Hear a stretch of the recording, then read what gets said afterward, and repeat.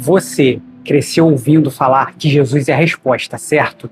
Mas e se eu te disser que antes de ser a resposta, Jesus foi o maior problema que o sistema religioso já enfrentou? Muitos cristãos acham que Jesus veio para acalmar as coisas, mas ele mesmo disse: "Eu não vim trazer a paz, vim trazer a espada." Hoje você vai entender a neurociência por trás da santa rebeldia e porque muitas das vezes você precisa criar um problema para viver o milagre. O cérebro humano é viciado em algo chamado homeostase. É como se fosse um termostato. O cérebro é como se fosse um ar-condicionado. Se esquenta, ele liga para esfriar e voltar ao padrão normal. Naquela época, os fariseus eram esse termostato e Jesus era o fogo. O nosso cérebro ama regra, rituais e padrões previsíveis. E isso tudo para economizar energia. Os fariseus naquela época criaram um sistema religioso perfeito para deixar o cérebro confortável e o espírito morto. Mas quando Jesus chega, ele não se encaixa. Ele gera o que a psicologia chama de dissonância cognitiva. Ele cura no sábado, ele toca leprosos, ele almoça com pecadores. E para o cérebro do religioso na época, isso era um erro de sistema. Jesus não veio para se encaixar no padrão neural da época. Ele veio para explodir esse padrão e criar um novo caminho, a graça. Perceba que cada milagre de Jesus começou com um incômodo social. Quando ele perdoa a mulher adúltera, ele cria um problema para os juízes. Quando ele curou no sábado, ele criou um problema teológico para os sacerdotes. Mas por que ele fazia isso? Porque a verdade desinstala a mentira. E ninguém gosta de ser desinstalado. A presença de Jesus incomoda porque a luz dele expõe o que a gente quer esconder no escuro. Mas lembre, ser luz não é ser chato ou arrogante. A luz, ela não faz barulho, ela apenas brilha. E apenas isso já incomoda a escuridão. E o ápice dessa estratégia de criar problemas foi a cruz. Para o diabo e para Roma, eliminar Jesus seria a solução do problema. Mas eles não sabiam que estavam caindo na maior armadilha tática da história. Foi o que eu chamo de um cavalo de Troia divino. E eu vou te explicar isso agora. Mas antes, deixa eu fazer uma observação. Eu sei que falar sobre o problema que Jesus criou pode parecer estranho à primeira vista, mas o meu objetivo aqui é alcançar corações e mentes. Se você deseja entender melhor como a sua mente funciona, e assim melhorar como pessoa, como pai, como filho, como cidadão, se inscreva no canal.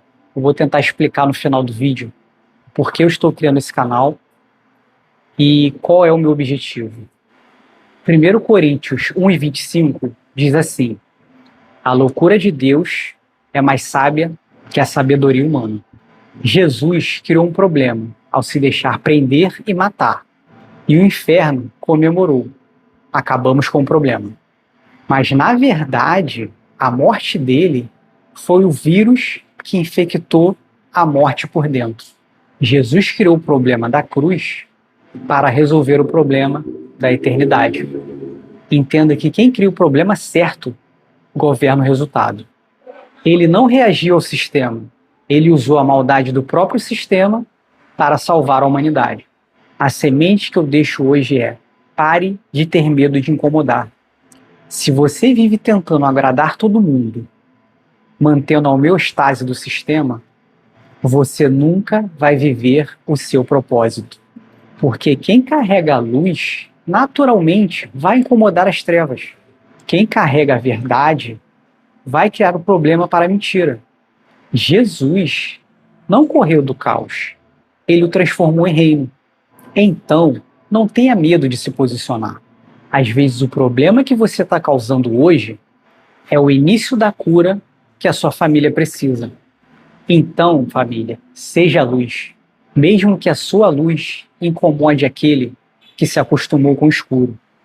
E eu estou aqui hoje tentando cumprir a minha missão, que está em Marcos 16:15, que é pregar o evangelho para todos.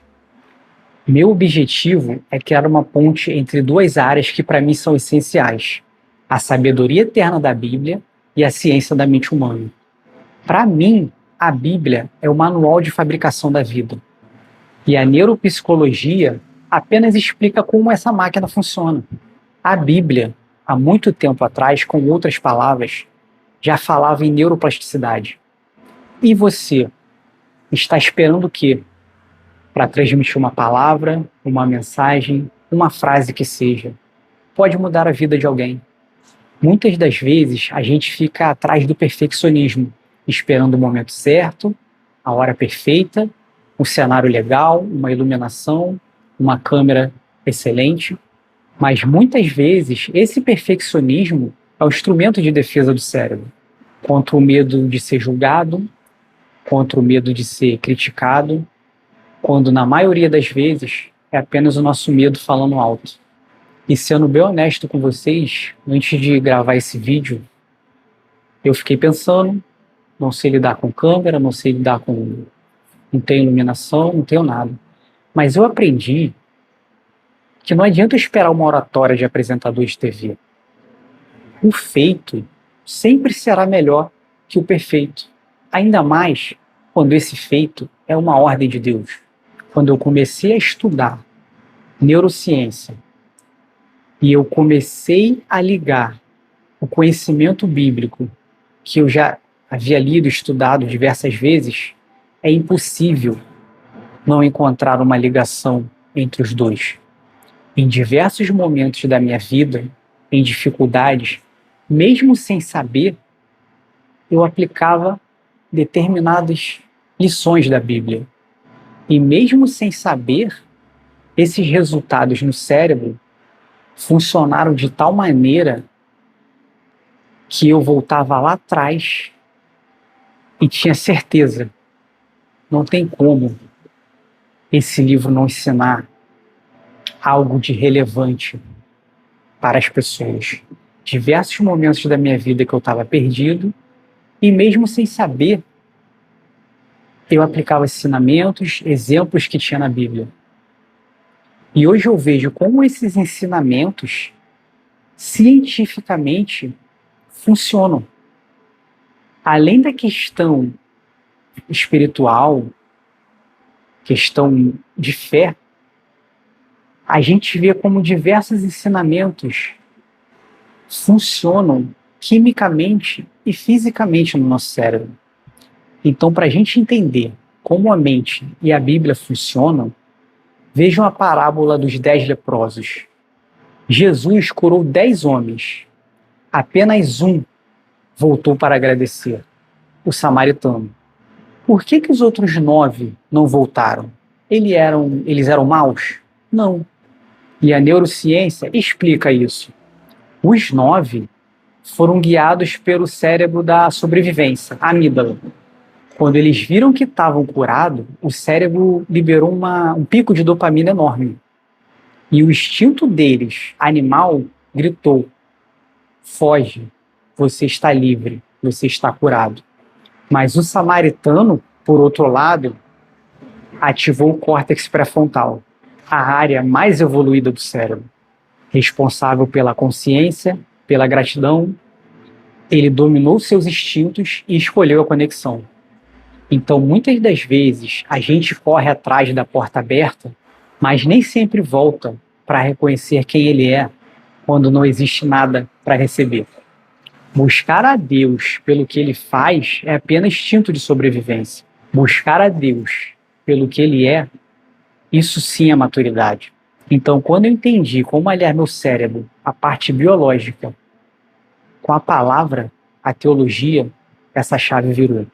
Não estou aqui atrás de escritos, porque eu acredito que essa mensagem vai chegar a quem tiver que chegar, enquanto muitos permanecem cativos em suas próprias limitações naturais, eu busco falar a quem deseja ouvir. Então, de qualquer forma, o meu objetivo, a minha missão está sendo cumprida, que é espalhar alguma semente e fazer florescer.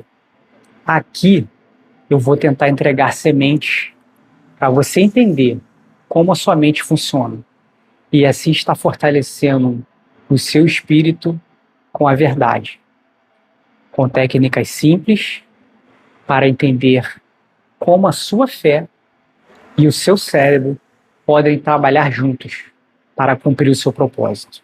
E me conta aqui dos comentários, o que mais tira a sua paz hoje? A ansiedade, o medo, a falta de foco? Eu quero saber, para assim estar podendo construir mais vídeos para vocês e tentar ajudá-los da melhor forma. Então fiquem com Deus e até a próxima.